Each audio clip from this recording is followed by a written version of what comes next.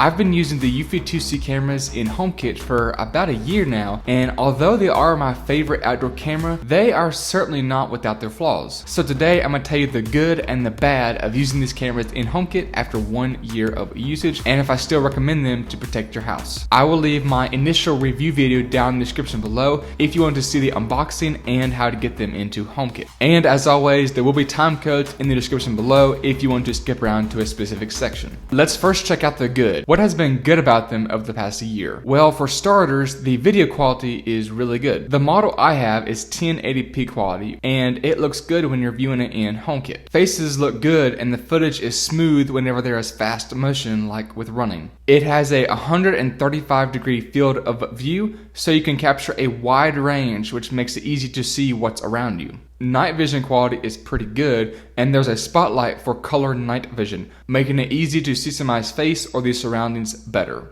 This can be configured to auto turn on whenever motion is detected, but this can only be set up in the Eufy app and not in HomeKit. Viewing the live feed of the camera is going to be pretty quick when you're on Wi-Fi. It can take around 2 to 5 seconds to load up the stream, but when you're viewing it with your data plan, then the live feed will load much slower at around 10 to 30 seconds. Though this will depend on how strong your data connection is and how strong the connection is between the cameras and the base. The cameras do have to have a strong connection to the base in order to view the live stream and to record the footage. The Homebase 2 is rated for 300 feet away from the cameras, but this will depend on what your house or your building is made out of. Brick and concrete will hurt the signal the most. And you also have to have a strong router with fast speeds as well. I'm using the Euro 6 as my router, and the furthest camera I have away from the base is about 50 feet away through drywall, and I have a strong connection to the cameras. Next up is motion alerts. And whenever it comes to motion alerts, HomeKit is quick to send you an alert whenever there is motion. In HomeKit, you can be notified when any motion is recorded or when a clip is recorded. If you set it to when any motion is recorded, then alerts from HomeKit arrive a smidge faster than alerts from the Eufy app. And this option is the fastest alert at about 4 to 5 seconds. And whenever you tap on the alert from HomeKit, it will show you a thumbnail of what the motion was. And you can also tap on the alert to open and view the live feed. If you want to be notified whenever a clip has been recorded, then the camera will detect motion, record a clip, and then send you an alert so you can view the motion clip straight from the lock screen. With the alert, you can play the footage,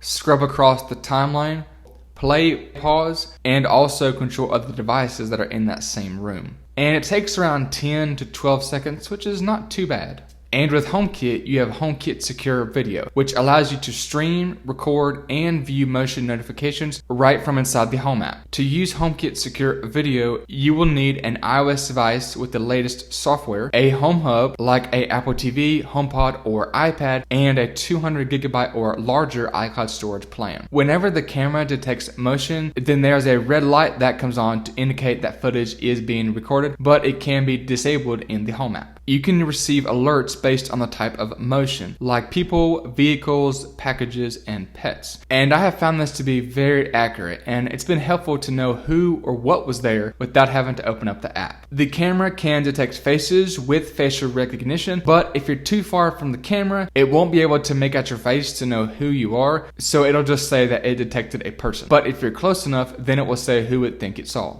I have 2 small dogs, and the camera knew that there was a pet, even though my dog was far away from the camera and at night. So I have been impressed with the motion alerts. In the Home app, you can browse through camera recordings from the last 10 days, scrub through the video, and download clips, but it can take about a minute before the clip is ready to be played. HomeKit will record for pretty much as long as there is motion, and so will the Eufy app, but sometimes HomeKit will record for longer single clips than the Eufy app, which is interesting. If you want more than 10 days of recordings, then you will have to view the recordings in the Eufy app. The footage is encrypted on the Homebase for local storage for free and can be viewed in the Eufy app. There is a motion sensor that is exposed to HomeKit, so you can have porch lights auto turn on, but like other HomeKit cameras, there's a delay before the automation can run again. Activity zones can be set to only receive alert between certain areas, and it works well. But if you use activity zones in HomeKit, then I would not use the activity zones in the Eufy app, since the camera will get confused and you will get mixed results. If you have turned on HomeKit notification alerts, then you'll want to turn off the alerts in the Eufy app so you're not getting double or mixed alerts.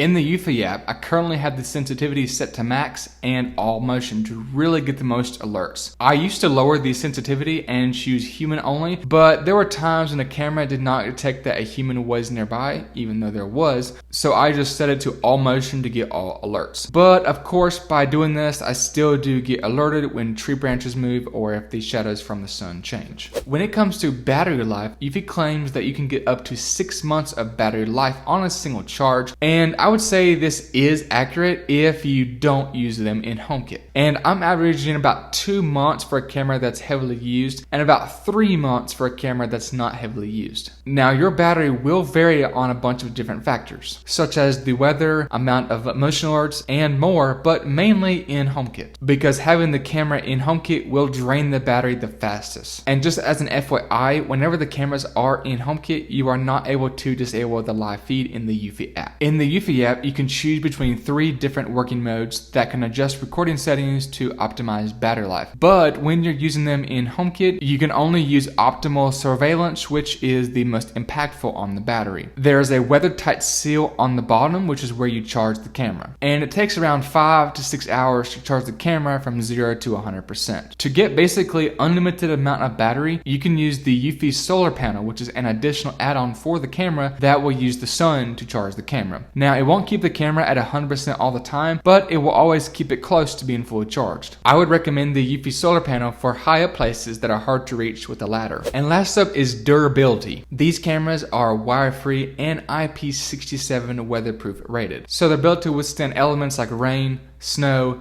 heavy wind, and work perfectly fine. Besides the typical dirt and spider webs, the cameras have held up very well. It's still white and it has not been discolored. When you do take them down to charge, it's a good idea to clean them, especially the lens. And I'd recommend using a microfiber cloth, otherwise your camera can be heavily scratched and you'll get these smudges on the camera that can only be seen at night. So it makes viewing the camera hard to see at night. Now let's look at the bad and some issues that I've had with this camera. If you do use these cameras just in HomeKit, then you will lose out on some features that are only available in the Eufy app. In the Eufy app, there is two-way talk, so you can hear and talk to somebody on the other end with the built-in mic, but it's not exposed in HomeKit. The Arlo cameras have this feature exposed in HomeKit, but not Eufy. You can still hear what the other person is saying on the other end, but you are not able to talk to them directly from the Home app. The Spotlight is also not exposed to HomeKit. The Homebase can support up to 16 cameras, but if you're using them in HomeKit, then the base can only support up to 4 cameras. Yeah, this is annoying, but it gets worse. If you want to have more than 4 Eufy cameras in HomeKit, you'll have to buy a whole new set of cameras that has a base in the box, or buy a 4-pack of cameras up front since you cannot buy the base separately. It seems a little excessive to me to have 2 bases for only 5 cameras, but it is what it is. And the Homebase storage is not expandable. The Homebase also has 16 gigabytes of onboard storage to store all of the recorded clips, so you don't have to pay a monthly fee to access your recordings, but the storage is not expandable. I'm averaging around 3 months of video history, and you'll only be able to see your alerts from the events tab in the Eufy app based on the day and camera. Once your storage gets full, then the newest footage will auto overwrite the oldest recordings. Back in September of 2020, whenever I first bought these cameras, Eufy did say that expandable storage was on the way, and they even said this in their app. But this was later canned, and Eufy did say that there was a Eufy Camera 3 and a Homebase 3 on the way for 2021. But, the year is almost over and we've not seen anything yet. Who knows when this camera will actually be coming. Overall, I've had a great experience with the Eufy 2C cameras in HomeKit, and I would recommend these cameras if you use HomeKit and want something to protect your house. Check out my initial review video of the cameras right here, and here's another video that I think you will like, and thank you for watching.